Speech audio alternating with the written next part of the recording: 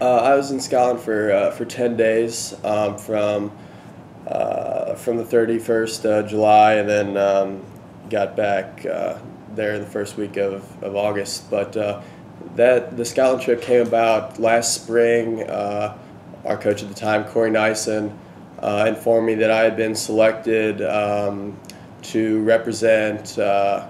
Well, he had been asked to put up somebody to represent our university, represent our team, to go on this USAAI Athletes International trip with. There were 3 of us from the GLVC, and then there were, I think, 8 guys from the GLIAC conference. So I was selected to go over there as a part of that group, and really just.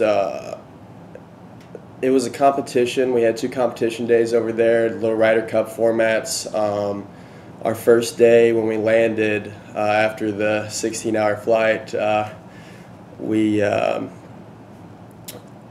kind of just had an experience day. We landed in Edinburgh at like 7 a.m. local time, and we kind of just walked around. We walked around the St. Andrews Village and just kind of experienced all of that, went to the different shops and whatnot. But then the second day that we were actually there, we had our first competition at this little course outside of Dundee, Scotland, called St. Michael's, and we had a Ryder Cup competition there that day. And then afterwards, that was a Monday. On Mondays, the old course of St. Andrews is actually a park. It's a public park, so people were there like walking dogs, playing like catch, stuff like that. So we were able to actually walk around the old course and walk over the Swilken Bridge and take pictures with the team. And we were just able to kind of walk around, experience everything, because the Open had only been gone from there for a couple weeks, so they still had all the grandstands up on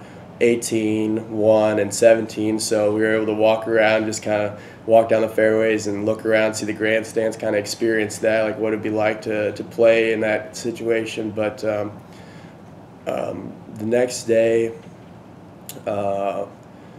we had another day of just we split up into 2 different groups. That day, me and 7 other people, we went to the Castle course of St. Andrews, which is the newest one. I think it was finished sometime in the early 2000s, but that was probably my favorite course that we had played. It's, like I said, it's very new, link style of course, but it reminds me a lot of a course that we played during the season, Purgatory in Indiana, which I like a lot. And it's all open, the tall grasses, high winds right there along the coast, just gorgeous views all around.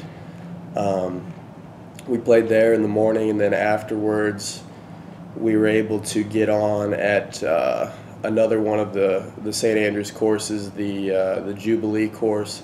At St. Andrews, they have really 5 courses that are kind of the ones that you want to play. I think there's 7 altogether that are part of the St. Andrews group. But there's Old Course, New Course, Castle Course, Jubilee, and Eden. And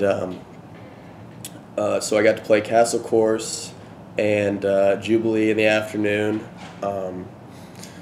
That next Wednesday, I think, was one of our experience days. We had 2 experience days on the trip, where we would all hop in the vans, and we went the first day to the Stirling Castle, and we got to go on a tour there and kind of learn about the history of the castle and all the battles that were fought there. Got to then go across the way the William Wallace Monument, where we were shown around by a tour guide, and kind of got to learn the history of all the battles that had taken place there at the Stirling Castle and at the William Wallace Monument.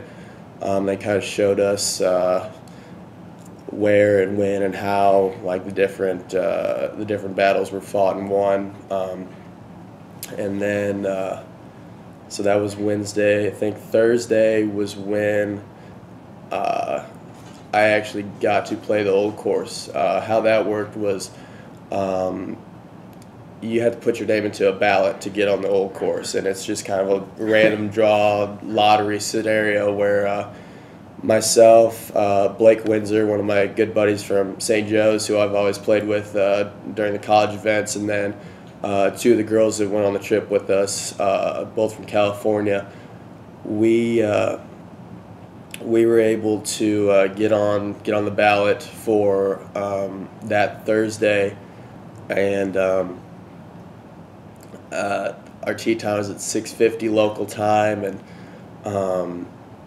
really, like, I don't know, all of us in the group had joked about like the first tee nerves and whatnot, because some of the guys had actually camped out. That's the other way that you can get on the old course, just camp out. There's a line behind the RNA clubhouse where you just sleep out on the street, and if somebody doesn't show for the tee time, it's just kind of, first man up. And I think 4 of the guys had actually done that, and a whole group that like Monday or Wednesday morning had canceled, so they were able to actually get on that. So we had kind of discussed like the butterflies and the jitters on the first tee, and I kind of played it off. I thought it wouldn't be that bad. It's just another tee shot, but really, I mean, when you stick the tee in the ground, something that you've done a million times before and thought nothing of it. When you put the tee in the ground, you're taking practice swings, and you're just kind of looking around like I'm really about to do this. So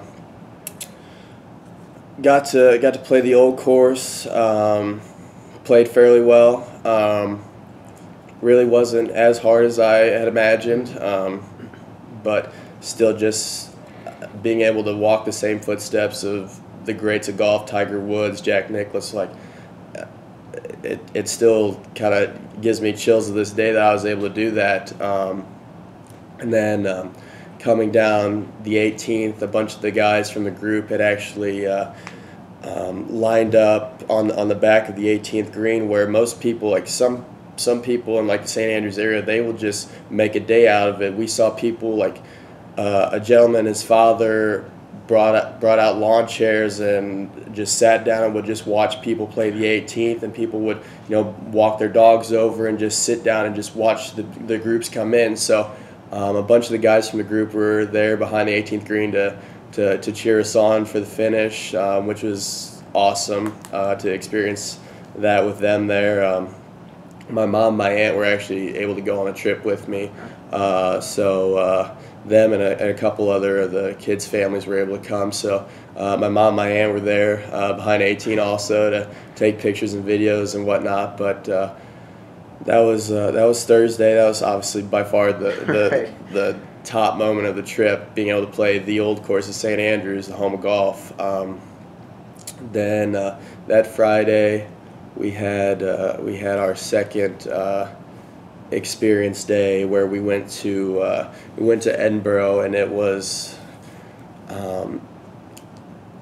I forget the name of it, but there was like a big like festival going on in the streets of Edinburgh. So all of us in the group were just able to kind of roam the streets and just kind of experience what it's like to live in Edinburgh, to live in the capital of Scotland. And we were able to do a couple of the bus tours where they would stop at the different places and kind of explain what we were looking at. And then we had a little time before dinner that night where myself, Blake, and the 2 girls on the trip were actually able to climb Arthur's Seat, which is the big, I wouldn't call it a mountain, but it's a rather large, tall monument there.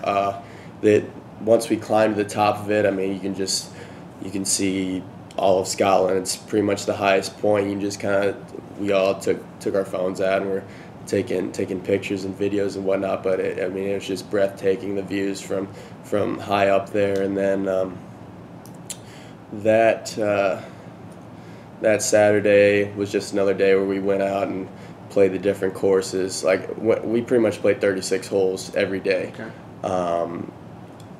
They gave us cards as a part of the trip where you just kind of like show up to the starter and say, here's my card, can I get on the tee? And they'll say, yeah, like go for it. So we were able to play over the course of the week, the 5 courses that I had mentioned out of the 7. So I think that Saturday was just I think we played the new course, which is still like built in 1800. Like it's older than most other courses in the world, but we were able to do the new course, and I think that might have been the day that we played the Eden course as well. And then that Sunday before we left, we had our second competition day, which was at the Duke's course, which was actually built by the Kohler family, which did Whistling Straits. That just hosted the PGA, and that course was, I think, finished in like '06 or '07. So, and it was also like the most Americanized course. So there were lots of trees and whatnot, and all the high grasses. Once again, like it really felt like we were back here in the States. So that was nice. We were able to have another competition day there, and then. Really, I mean, that was pretty much it. Woke up the next morning and started the long journey back to home.